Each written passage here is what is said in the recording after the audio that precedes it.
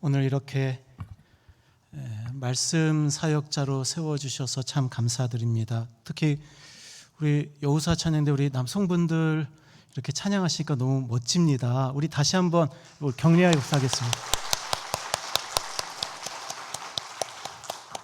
또 우리 사랑하는 담임 목사님 또 당회원분들께도 감사드립니다. 오늘 말씀의 제목은 보배를 담은 질그릇입니다. 제가 읽은 책 가운데에 데이브 램지라고 하는 분의 책이 있습니다. 안트로 리더십이라고 하는 책인데요. 원래 이분은 7가지 부의 불변의 법칙 혹은 돈의 연금술 같은 우리나라에도 이미 번역되어서 소위 잘 나가고 있는 명강사분 가운데 하나입니다. 7가지 부의 불변의 법칙, 이 책 같은 경우에는 700만 부 이상 이제 팔린 베스트셀러이고, 또 데이브 램지 쇼 동영상 유튜브 채널은 매주 1600만 명 이상의 사람들이 귀를 기울이는 대형 채널이라고 볼 수가 있겠습니다.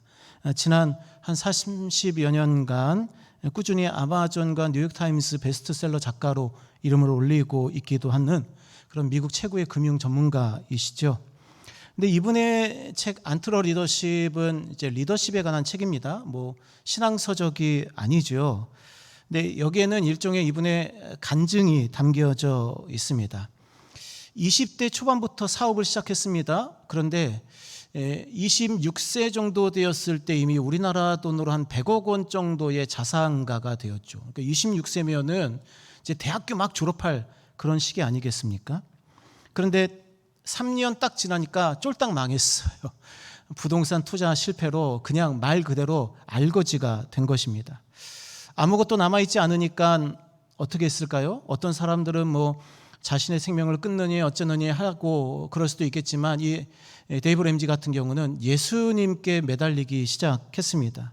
그러면서 믿음이 극적으로 깊어지기 시작했고, 내가 어떻게 하면은 나의 모든 삶을 하나님 말씀에 부합하는 삶을 살 수 있을까 고민하면서 자기에게 일어나는 모든 개인적인 삶이나 아니면 비즈니스의 관계에 하나님의 말씀을 계속 적용해 나가기 시작했다라고 하는 거죠. 그러다 보니까 성경 말씀을 바탕으로 해서 사업을 진행하다 보니까 하나님이 흥하게 하시는 것입니다. 그래서 그 지혜를 가지고 사람들이 물어보는 거죠. 아니, 어떻게 그렇게 그 어려움을 이기고 극복해냈냐? 사람들이 물어보면 대답해 주다 보니까 어느새 기업 경영 컨설턴트로 이렇게 이름이 알려지게 되면서 이분의 리더십이나 아니면 경영, 매니지먼트 이쪽에서 이제 두각을 나타내서 지금은 세계적으로 유명한 그런 강사가 되었다라고 하는 것입니다. 그분은 본인의 책에서 이렇게 이야기를 합니다. 내가 사업을 시작했을 때 나는 성경의 정신과 가르침에 따라 사업을 운영하기로 결심을 했다. 그리고 성서의 원칙이 내게 성공과 승리를 가져다 주었다는 사실을 꼭 언급하고 싶다라고 책에 쓰고 있습니다. 백만장자가 되었다가 하루아침에 쫄딱 망한 질그릇 같은 모습으로 완전히 인생의 최하점에 최저점에 머물렀다가 다시 보배이신 예수님을 품음으로 보배로운 질그릇으로 거듭나게 된 이 데이브 램지의 삶의 모습처럼 우리는 질그릇에 불과하지만 우리 안에 예수님 계시면 우리를 통해 하나님께서 아름다운 영광의 사역을 이루실 줄 믿습니다. 특별히 우리 사여전도회 헌신 예배로 드립니다. 이 헌신 예배가 그냥 연례 행사가 아니라 내가 이제까지 걸어왔던 헌신의 길, 내게 주어진 하나님의 사명, 그럼 내가 어떻게 교회를 유익하게 할까? 어떻게 교회를 위해서 내 한 몸 바쳐서 하나님을 섬길 수 있을까? 다시 한번 결단하게 되는 헌신 예배가 될 수 있기를 주님의 이름으로 축복합니다. 오늘 본문 말씀에 따르면 먼저 우리의 삶을 규정하고 계시죠. 오늘 말씀 7절 말씀인데요. 우리 7절 말씀 우리 함께 읽겠습니다. 우리가 이 보배를 질그릇에 가졌으니 이는 심히 큰 능력은 하나님께 있고 우리에게 있지 아니함을 알게 하려 함이라. 아멘. 우리가 무엇이라고요? 질그릇이다.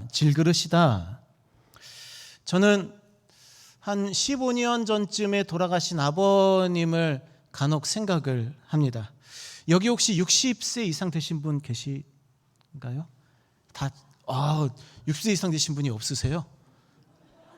여우수아 찬양대가 60세 이상은 아니시죠? 그래도 그런 연배에 계신 분들이 계신다, 이제 그 말씀 같으신데, 저는 60세가 좀 넘으신 남성 어르신들 보면 그렇게 부러워요. 왜냐하면 저희 아버님이 폐암으로 세상을 떠나셨던 게 60대 막 맞이하셨을 때였기 때문입니다.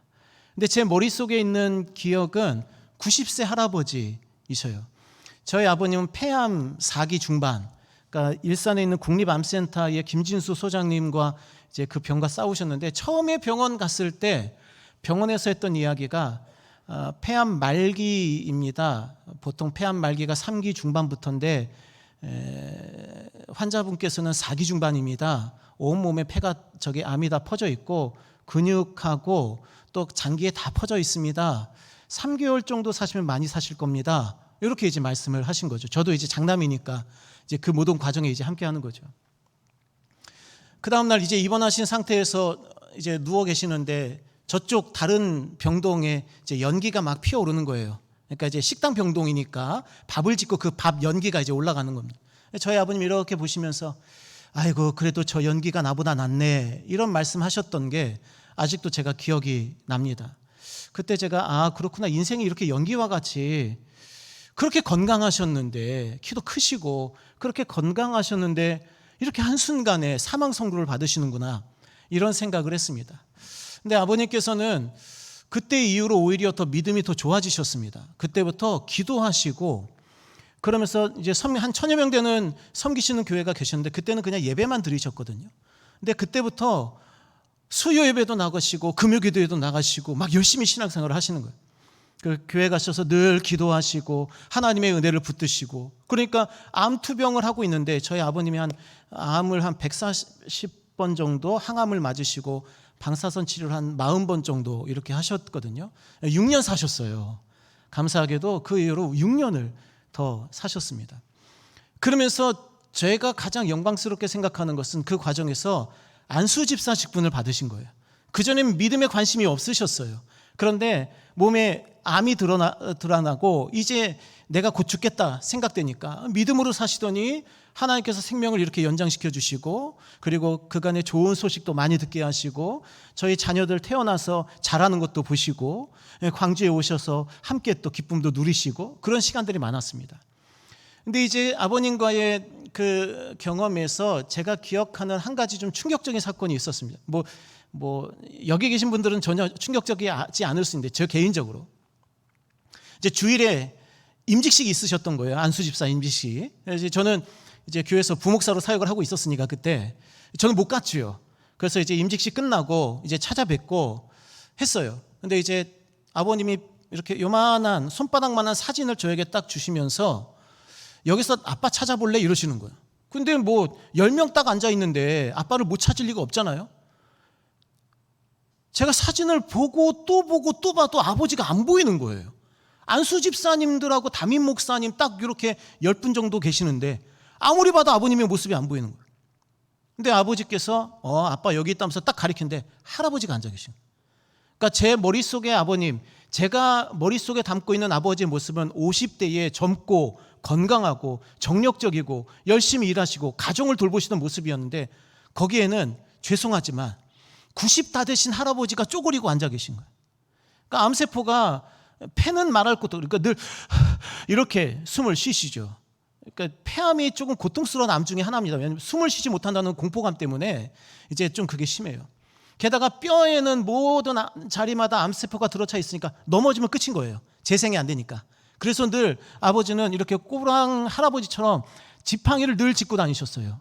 50대에 늘 이렇게 지팡이를 짚고 다니시면서 걸어가셨어요. 넘어지면 큰일이니까, 뼈 부러지면 재생이 안 되니까 그때는 이제 그냥 병원에 그냥 누워 계셔야 되는 상황이니까요.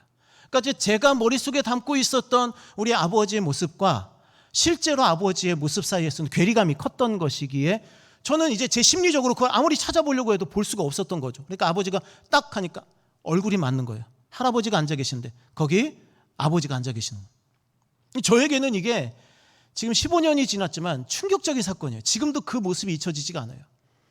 그리고 그렇게 아버님이 세상을 떠나시고 이제 서울 승하원에서 이제 화장을 하고 나오는데 진짜 딱 요만큼 장남이니까 이거 어떻게 할까요? 그러니까 요만큼 이제 재가 나오고 한쪽에 이제 머리뼈하고 잘 안 타는 머리뼈하고 골반뼈가 이렇게 있으니까 이거 분쇄할까요? 그렇게 물어보시더라고요. 아, 예, 그렇게 해주십시오. 해서 분쇄하고 나오니까 진짜 한 줌의 재. 한 줌의 재. 우리 인생이 그렇죠. 일회용 기저귀는 썩는데 500년 가까이 걸립니다. 하지만 인간의 살은 썩는데 3년이면 충분합니다.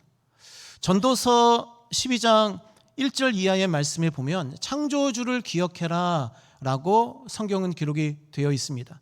그러면서 3절 말씀처럼 인간의 구체적인 신체를 계속해서 묘사를 하는 장면이 있습니다.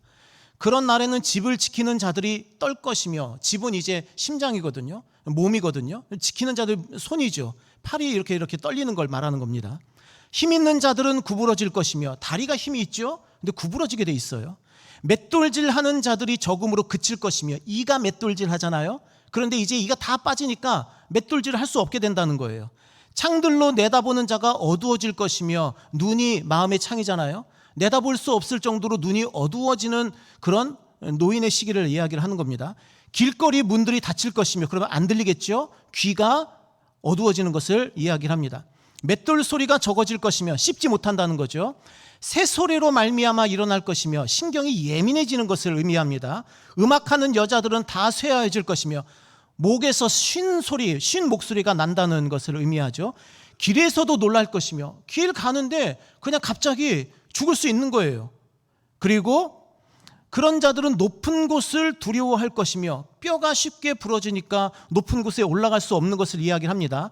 살구나무가 꽃이 필 것이며, 머리가 백발이 될 것을 의미하는 것이죠. 그리고 정욕이 그치리니 이는 사람이 자기의 영원한 집으로 돌아가고 죽음을 말합니다. 조문객들이 거리로 왕래하게 됨이니라. 근데 이 말씀을 누구에게 하고 계셔요? 청년들에게 하고 있어요. 청년들에게. 하물며 청년들에게 인간의 육체가 질그릇에 불과함을 말할 정도라면 50대가 되시고 60대가 되신 또 많은 분들에게는 이 말씀이 얼마나 더 가깝겠느냐라고 우리는 충분히 생각해 볼 수가 있죠. 그래서 8절에 전도자가 말합니다. 전도자가 이르되 헛되고 헛되도다, 모든 것이 헛되도다. 시편 103편에서는 질그릇 같은 우리의 인생을 이렇게 표현합니다. 인생은 그날이 풀과 같으며 그 영화가 들의 꽃과 같도다. 오늘 말씀에서도 사도 바울은 이 진리를 강하게 표현하고 있습니다. 우리가 이 보배를 질그릇에 가졌으니 우리 육도 질그릇이다 라고 하는 것이죠. 당시에는 종이값이 비쌌습니다. 개발도 안 됐었고요. 보통 가죽을 이용해서 이렇게 쓰는 거죠. 그래서 가죽 부대는 여러 가지로 많이 유용했어요. 우유를 담아서 버터를 만들어서 주식으로 삼는데 가죽 부대가 매우 유용했습니다. 그리고 장거리 여행할 때는 도기를 갖고 다니기가 힘들고 무거우니까 이 가죽 부대에 물을 담아서 여행자들이 꼭 챙겼습니다. 반면에 집에서 주로 사용하는 것은 값이 안 나가는 흙으로 진흙을 이겨서 만든 질그릇이 집에서는 유용하게 썼던 도기였습니다. 근데 문제는 뭐예요? 쉽게 깨지는 거죠. 우리도 얼마나 쉽게 깨집니까? 쉽게 상처받고 쉽게 포기하고 쉽게 헌신하지 않고, 그런 것이 이제 우리의 모습 아니겠습니까? 디모데후서 2장 20절 말씀에 큰 집에는 금그릇도 있고 은그릇도 있고 나무 그릇도 있고 제일 끝에 뭐가 있겠어요? 질그릇이 있다. 나무 그릇은 그래도 좀 괜찮아요. 근데 질그릇은 쉽게 깨지는 거예요.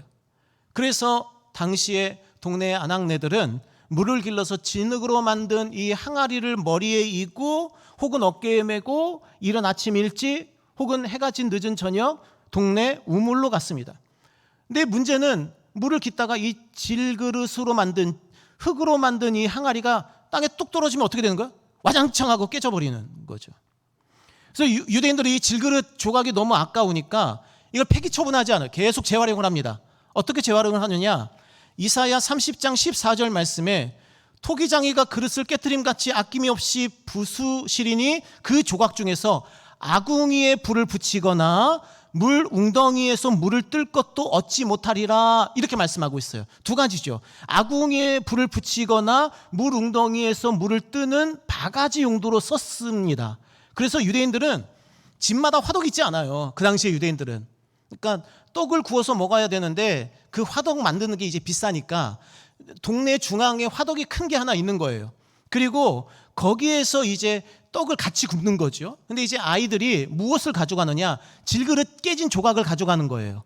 가져가가지고 한 요렇게 조금 깨진 조각이 있으면 거기에 가다가 다 이제 떡 굽고 나면 남은 이제 불씨가 있잖아요. 그 재가 있잖아요. 그럼 그 재를 이렇게 긁어다가 거기다 올려놔요. 그래가지고 집에 가져와가지고 거기다가 음식을 넣고 늦게 오시는 아버지를 위해서 음식을 따뜻하게 했던 것. 그래서 이 이사야 30장 14절 말씀에 아궁이에서 불을 붙이거나 라고 할 때 이 질그릇의 조각이 이런 용도였습니다. 또는 물을 기르는데 또 썼습니다. 그래서 물 항아리에다가 이 질그릇 조각으로 물을 떠서 항아리에 담는 용도로 쓰기도 했습니다.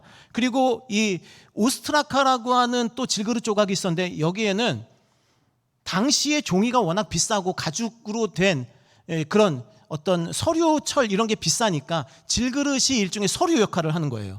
깨진 조각을 가지고 거기에다가 붓으로 글씨를 써서 그걸로 이제 메모를 기록해가지고 그걸로 계약서를 삼는 겁니다. 그래서 우리 500개 그거 물건 보내주면 우리가 얼마 주겠습니다 하고 그 계약서를 주고받을 때 그 오스트라카라고 하는 질그릇 조각을 가지고 거기에다가 서명을 해서 이제 계약서처럼 종이처럼 주고받았던 것이 당시 질그릇 조각의 쓰임이었습니다. 근데 하나님 말씀은 뭐예요? 이사야 30장 14절의 말씀은 무엇입니까? 그것도 사용하지 못할 정도로 산산이 부서지는 것이 우리 인생이다라고 하는 것이죠. 그러니까 우리는 질그릇 조각만큼도 못하는 거예요. 우리는 불 조금 피워가지고 음식을 데울 만한 자격도 안 되는 거예요. 우리는 물 웅덩이에서 물을 떠가지고 항아리에 담을 만한 조각도 안 될 정도로 우리는 완전히 산산이 부서지고 깨어져 버린 질그릇 조각에 불과한 것이 우리 몸이다라고 하는 것이죠. 저는 비교적 건강한 편입니다만, 그래서 뭐 특별히 먹는 약은 없습니다만, 제가 인천에서 부목사로 있을 때에 어느 날 아침에 일어나는데 몸이 움직이지가 않는 거예요. 몸이 움직이지가 않아요. 이렇게 침대에서 일어나면 몸이 위로 올라와야 되잖아요. 올라오지가 않고 죽을 것 같은 막 끊어질 듯한 통증이 막 허리에 찾아오는 겁니다. 깜짝 놀랐어요. 그래서 아내를 막 불렀죠. 아내를 불러가지고 나 몸이 이상하다. 나 지금 움직여지지가 않는다. 근데 이제 저희 사택에서 정형외과까지, 거기가 이제 이렇게 중심지에 있으니까, 교회가 사택이 중심지에 있으니까 이제 정형외과까지 100m가 안 돼요. 거기를 30분 동안 걸어갔어요. 우선은 사택이 이제 2층이라 내려오는데 한 10분 걸렸고요. 차를 타려고 하는데 몸을 구부릴 수가 없으니까 아내는 옆에서 울면서 차는 태우려고 하는데 제가 몸을 구부리질 못하니까 아내가 그냥 울고 있는 거야. 그래서 내가 지금 너무 아프니까 그냥 걸어가자. 나 차는 못하겠다. 내가 몸을 구부릴 수가 없다. 그래서 거기서부터 엉금엉금 기어가지고 어떻게 정형외과까지 갔어요. 여러 가지 검사를 다 받았죠. 여러 가지 검사를 다 받는데 허리에 디스크가 조금 있긴 있는데 제가 볼 땐 근육의 문제입니다. 근데 저는 못 일어나요. 일주일 내내 못 일어났어요. 일주일 내내. 지금도 조금씩 낫고 있어요. 그게 보여요. 느껴져요. 지금도. 그래서 새벽에 아침에 일어날 때 제가 늘 확 일어나지 않습니다. 옆으로 돌아가지고 천천히 일어난 다음에 먼저 허리 스트레칭을 하고, 그게 지금 벌써 한 10몇 년 됐는데 지금도 조금씩 좋아지는 게 느껴질 정도로 그 당시에는 아예 움직이지를 못했어요. 그때 제가 깨달았습니다. 우리가 질그릇이구나. 내가 내 자연적인 모습으로는, 그러니까 내가 은혜 받지 못하고 내가 하나님의 그 능력을 경험하지 못하면 나는 할 수 있는 게 세상에 아무것도 없구나 라고 하는 것을 제가 개인적으로 깨달은 사건이었다라고 하는 것이죠. 사랑하는 성도 여러분, 질그릇 조각갓도 같은 우리의 모습을 통해서 그럼에도 불구하고 하나님의 영광을 위해 사용하시는 주님의 은혜에 감사하실 수 있기를 주님의 이름으로 축복합니다. 그러면 이 질그릇이 어떻게 능력을 발휘할 수 있느냐? 오늘 말씀에 보배를 담았기 때문에 질그릇이 의미 있다라고 말씀하고 있죠. 그러니까 우리는 여전히 질그릇이에요. 죄송하지만 저도 그렇고요. 여러분들도 그렇고요. 우리는 어쩔 수 없이 질그릇이에요. 하나님이 치시면 오늘은 잘 우리가 일어나지만 오늘 밤에 하나님이 딱 치시면 못 일어나요. 제가 경험한 얘기를 말씀드리는 거예요. 못 일어나요. 신음소리랑 일어나야 돼요. 한참 있다가 일어나야 돼요. 허리 스트레칭 하면서 일어나야 돼요. 그 정도면 그래도 괜찮죠. 수술하고요. 또 병이 있고요. 그것 때문에 투병하고요. 그것 때문에 재활치료하고요. 그럼 일어나는 기간 자체가 1년이 걸릴 수도 있고 2년이 걸릴 수도 있는 것 아니겠습니까? 하지만 이런 연약한 우리의 육을 통해 일하시는 분이 누구십니까? 우리 구주 예수 그리스도이시다라고 하는 것이죠. 베드로전서 2장 4절에서도 사람에게는 버림바가 되었으나 하나님께는 택하심을 입은 보배로운 산돌이신 예수께 나아가라. 보배는 누구시라고요? 우리 구주 예수님이시다라고 하는 거죠. 학개서 2장 7절 말씀에 또한 모든 나라를 진동시킬 것이며 모든 나라의 보배가 이르리니 내가 이 성전의 영광이 충만하게 하리라. 여기에서의 보배 또한 우리 구주 예수님께서 온 세상의 구속주가 되심으로 온 세상을 하나님의 전으로 만드시는 역사를 이야기를 하고 있습니다. 그러므로 사랑하는 성도 여러분, 우리 안에 예수님의 꿈과 비전이 가득할 수 있기를 주님의 이름으로 축복합니다. 우리가 우리 안에 사로잡혀 있으면, 우리가 우리 자신만 바라보면 소망이 없어요. 희망이 없습니다. 하지만 우리가 믿음의 눈을 들어서 보배로우신 예수님, 우리 이 질그릇 같은 우리의 육신에 담기기를 기뻐하셔서 우리에게 구원의 은혜를 주시고 우리에게 몸을 움직여 손을 움직여 교회를 섬기고 성도들을 섬길 수 있도록 인도하신 우리 구주 예수 그리스도의 은혜가 있으시니 우리가 하나님의 영광을 위해 쓰임받을 수 있다. 이 귀하고 복된 진리를 믿으시기를 주님의 이름으로 축복합니다. 제가 90년도 4월 1일에 세례를 받았습니다. 그때가 이제 제가 중2 때였습니다. 이제 중1 때 예수님을 인격적으로 영접하고 중2 때 이제 제가 세례를 받고 수련회에 가서 내가 내 인생을 하나님께 드리고 싶은데 어떻게 하는 것이 좋을까? 근데 제가 아는 거 하나밖에 없었어요. 목사가 되는 것밖에 없었어요. 지금은 조금 달랐을지 모르겠어요. 왜냐하면 만인제사장소를 우리가 믿잖아요. 모든 사람이 다 성직이고 우리가 하는 일 가운데서 우리가 성실과 근면을 다해서 세상을 섬기면 그 일이 성직이 되는 것이죠. 근데 이제 저는 어린 마음에 제가 하나님을 위해 할 수 있는 거룩한 일은 목사가 되는 것밖에 없다라고 생각을 했어요. 그러면서 이제 세례를 받게 되었죠. 근데 당시에는 세례를 받으려면 어떻게 했습니까? 학습 6개월, 세례교육 6개월 그렇게 했어요. 요즘은 어떻게 하죠? 한 달 정도 세례교육 하잖아요. 초대교회가 어떤지는 제가 모르겠습니다만, 근데 제가 어렸을 때만 하더라도 우선 성경 공부를 6개월을 매주 해요. 그리고 공부 그동안 수고했다. 이제 세례교육 받을 자격이 있으니까 6개월 쉬어라 하고 6개월 쉬죠. 그리고 나서 이제 세례 받기 위해서 이제 세례 교육이 들어갑니다. 또 6개월 해요. 6개월 교육 받으면 이제 6개월 교육의 끝에 이제 드디어 세례를 받는 순간이 찾아옵니다. 그러니까 예수 그리스도의 은혜가 너무 감격스러워서도 눈물을 흘리지만 그동안 내가 열심히 성경을 공부하고 하나님을 알아간 그 시절도 또 보상받는 것 같아서 세례식을 할 때 눈물을 많이 펑펑 흘리죠. 그러면은 초대교회 성도들은 세례를 받기 위해서 얼마나 성경 공부를 했을까? 기본적으로 초대교회 성도들이 한 명이 세례를 받기 위해서 성경 공부를 하는 기간이 2년에서 3개월 정도 걸렸습니다. 성도가 많이 부족한 상황 아닙니까? 그리고 로마 군인의 박해가 심각한 상황 아닌가요? 교회에 등록해서 빨리 세례 주고 빨리 교인을 늘리고 빨리 교회 세를 확장시켜야 될 것 아니겠습니까? 하지만 초대교회는 그렇게 하지 않았습니다. 그렇게 하지 않았어요. 한 사람 한 사람에게 세례 교육을 아주 철저하게 시켰습니다. 매 주마다 예배가 딱 끝나요. 그러면 예배까지는 아직 세례를 받지 않은 성도들도 그 예배에 참여해서 말씀을 듣습니다. 예배 딱 끝나면 어떻게 하느냐? 세례 받지 않은 사람들은 후원자들과 함께 저기 별관으로 가요. 그래서 거기서 2시간, 3시간 성경을 공부합니다. 왜요? 2부 순서에는 참여를 못하기 때문에. 2부 순서는 뭐예요? 사랑의 입맞춤이 있고 그리고 성찬식이 있어요. 여기에 못 들어와요. 자격이 없어요. 어떻게 감히 거룩한 입맞춤을 합니까? 어떻게 감히 예수님의 살과 떡을 먹고 마십니까? 그럴 수 없지요. 그래서 따로 별관에 가서 거기에서 계속 성경 공부를 합니다. 그러면 2년, 3년 성경 공부, 스페인 쪽 초대교회에서는 4년 가까이 성경 공부를 해요. 그럼 성경 공부하면 딱 끝입니까? 아니요, 그렇지 않습니다. 세례 받는다라고 신청을, 그 교육을 다 마치고 세례 받는다라고 하는 그 신청을 딱 받으면 목사님이 가정에 찾아가고 직장에 찾아가고 사업장에 찾아가고 이웃을 다 만나요. 그래서 김모모 성도님이 세례를 받으신다고 하는데 가정에 찾아가는 거예요. 그래서 당신의 아버지가 예수님 믿고 변화되셨습니까? 당신의 남편이, 당신의 아내가 예수님 믿고 삶이 거룩해지고 경건해지고 뜨거워지고 매일마다 기도하고 성령 충만하고 가정에서 늘 예배를 인도하면서 하나님의 사람으로 살길 원하십니까? 네 해야 세례를 받는 거예요. 거기서 끝나지 않아요. 직장에 찾아갑니다. 사장님께 찾아가고요. 부하 지직원에게 찾아갑니다. 찾아가서 이번에 이 성도님이 세례 받으신다고 신청을 했는데 제가 담당 목사여서 교회 담임 목사여서 여쭤봅니다. 예수님 믿고 변화되셨습니까? 사장님이? 부하 직원이 예수님 믿고 변화되셨습니까? 그래서 직장 안에서 공의와 정의를 실천하고 윤리적으로 일을 하고 다른 사람들에게 친절하게 대하고 예수님이 주님이심을 자랑하면서 살아갑니까? 이웃에게도 찾아가서 물어요. 그리고 나서 거기에 대해서 네 그렇습니다 라고 고개를 끄덕이는 사람들이 많이 있어야만 그런 다음에 세례를 주는 거예요.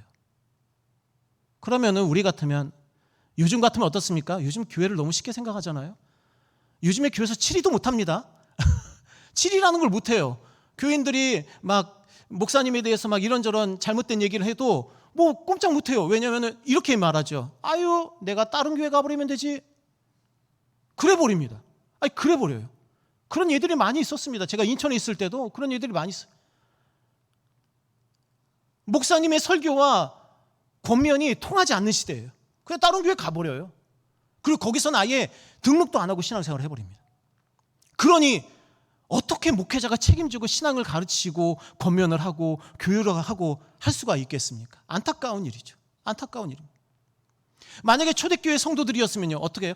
교사면요 만약에 초대교회 성도들 내가 교회를 들어가고 싶은데 우리 주변에 믿는 사람이 있어서 내가 감화받고 감동받아서 내가 교회에서 신앙생활을 좀 해보고 싶은데 예수님 믿고 싶은데 내 직업이 교사다 그러면은 교회 못 들어갑니다. 왜요? 이방 문학을 가르쳐야 되거든요. 우상 숭배하는 문학과 희곡을 가르쳐야 되니까 그 교사직을 버려야 돼요. 우리나라 우리 자녀들 요즘은 조금 분위기가 다릅니다만 요즘 자녀들을 얼마나 열심히 교사 임용 받으려고 시험 보고 열심히 준비합니까? 그거 그냥 포기해야 돼요. 군인들은요 물론 군인들은 사람을 죽이는 훈련을 하기 때문에도 문제가 되지만 그것보다 더 큰 문제가 있어요. 우상신 앞에서 선서를 해야 돼요. 그리고 전투에 나가야 돼요. 그러니까 그 선서 때문에 군인인 사람은 그 직을 가지고 그 군인직을 가지고 교회 못 나와요. 그러면 교회 나오는 사람들 교사나 또 군인들은 다 어떻게 합니까? 자기 직업 버리는 거예요. 자기 직업 싹 버려요. 포기합니다. 나 이제 거기 이제 나 안 나갑니다. 회사 그만뒀습니다. 학교 그만뒀습니다. 나 군인으로서의 그 모든 특권을 내려놓습니다. 그러고 나서 교회 나가요. 왜요? 예수 그리스도 때문에. 우리의 보배이신 예수 그리스도를 그 질그릇에 담기 위해서 내가 그토록 노력하고 사회적 명망을 갖고 있고 했던 모든 세상의 명예와 지위를 다 버려두고 예배 끝나면 후원자, 전도자와 함께 가가지고 성격 공부 몇 시간씩 하고 주중에 또 찾아와서 성격 공부하고 그렇게 2년을 하고 3년을 하고 4년 동안 성격 공부를 하고 여러 가지로 검증받은 다음에 그리고 나서야 세례를 받는 거예요. 오늘날 신앙의 무게감하고 초대교회 당시의 신앙의 무게감은 전혀 다른 거죠. 왜 이런 오랜 기간의 연수 과정과 교육 과정을 견뎌냈겠습니까? 그 안에 예수 그리스도께서 보배로 자리 잡으시고 천국 복음이 그 안에 보배롭게 자리했기 때문 아니겠느냐라고 하는 것이죠. 마태복음 13장 44절 말씀에 천국은 마치 밭에 감추인 보화와 같으니 사람이 이를 발견한 후 숨겨두고 기뻐하며 돌아가서 자기의 소유를 다 팔아 그 밭을 샀느니라. 우리 믿음이 이것입니다. 죄송하지만 우리가 아무리 헌금을 많이 하고 우리가 60, 70년 평생을 다 바쳐 우리의 모든 체력을 다 쏟아 교회에 봉사하고 아무리 헌신하고 또 헌신하고 또 헌신해도 우리가 주님 다시 오실 때 깨어있는 모습으로 옷 다 갖추고 허리에 띠띠고 주님 오신 날 기다리고 깨어있어서 주님 맞이한 뒤에 우리가 하는 고백은 무엇입니까? 주님, 저는 무익한 종입니다. 이 신앙 고백이 저와 여러분의 신앙 고백이 될 수 있기를 주님의 이름으로 축복합니다. 마지막 한 가지 더 살펴보겠습니다. 오늘 말씀 10절 말씀에 이렇게 되어 있습니다. 우리가 항상 예수의 죽음을 몸에 짊어짐은 예수의 생명이 또한 우리 몸에 나타나게 하려 함이라. 아멘. 그러니까 우리 안에 예수님의 죽음이 있어요. 그 말은 무엇입니까? 당신들 안에, 여러분들 안에 예수님의 생명이 타오르게 하기 위함입니다. 이것이죠. 이것이 무슨 내용인지 아는 것은 어렵지 않습니다. 이사야 53장 4절부터 6절 우리가 잘 아는 말씀이죠. 그는 실로 우리의 질고를 지고 우리의 슬픔을 당하였거늘 우리는 생각하기를 그는 징벌을 받아 하나님께 맞으며 고난을 당한다 하였노라. 그가 찔렸기 때문에 우리의 허물이 씻어지고 그가 상했기 때문에 우리의 죄악이 씻겨지며 그가 징계를 받았기 때문에 우리가 평화를 누리고 그가 채찍에 맞았기 때문에 우리가 나음을 받았도다. 예수님께서 십자가에 달려 죽으셨기 때문에 우리가 살아났지요. 그럼 이제 우리에게 주어진 사명은 무엇입니까? 이제는 그 죽음을 우리가 우리 몸에 짊어지는 거예요. 이제는 우리가 찔리고 우리가 상하고 우리가 징계를 받고 우리가 채찍에 맞아 교회를 세우는 거죠. 예수님께서 나를 위해 죽으심으로 나의 구원과 영생을 허락해 주셨던 것처럼 이제는 질그릇 같은 우리 안에 보배이신 예수님을 모셔 사는 사람들은 이제는 무엇 해야 되는 거예요? 주님, 내가 죽도록 충성하겠습니다. 주님, 내가 죽도록 기도하겠습니다. 주님, 내가 죽도록 봉사하고 섬기겠습니다.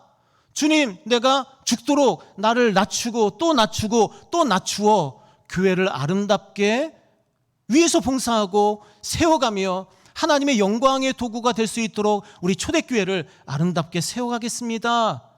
이 고백이 우리가 예수의 생명을 몸에 짊어지고 또 다른 성도들에게 예수의 생명이 살아나게 하는 역사를 이룬다라고 하는 것이죠. 사랑하는 성도 여러분, 정말 마지막 때입니다. 헌신하지 않아요, 사람들이. 정말 마지막 때예요. 입만, 죄송합니다, 제가 겪어왔던 교회들을 가지고 제가 얘기를 하는 겁니다. 저는 초대교회 잘 모릅니다. 죄송하지만 초대교회 잘 몰라요. 죄송하지만 일부러 제가 우리 홍 목사께 여쭤보지도 않고 여쭤본 적도 없습니다. 제가 경험했던 바에 의하면 이상하게도 교회에서 중직이라고 하시는 분들, 교회에서는 절대 새가족들 문제 안 일으킵니다. 문제 일으키라 해도 안 일으켜요. 신천지 빼고 교회 안에서 새가족들이나 이제 막 교회 다니기 시작하는 서리집사님들, 신임 서리집사님들이 교회에 문제를 일으키는 경우는 결코 없습니다. 그러면은 교회를 쥐고 흔들고 힘들게 하고 아프게 하고 갈등하고 다툼하는 사람들은 누굽니까? 네. 오랫동안 신앙생활을 했으면 그만큼 우리의 희생이 커지고 겸손이 커지고 마음이 커지고 섬김이 커져야 하는데 우리가 질그릇 같은 우리의 현실을 깨닫지 못하고 우리 안에 모신 보배로우신 예수님을 섬기지 못하면 자꾸 내가 커져요. 내가 커지고 나에 대한 사랑, 자기애가 커지고 교만이 커지고 다른 사람들이 나 칭찬 안 해주면 왠지 섭섭하고 그거 내가 사서 갖다 놓은 그런 헌물인데 그거 어디 딴 데 치워버리고 어디 창고에 갖다 놓으면 그것 때문에 또 상처받아서 교회 안 나오고 이상한 일들이 교회 안에 많이 일어납니다.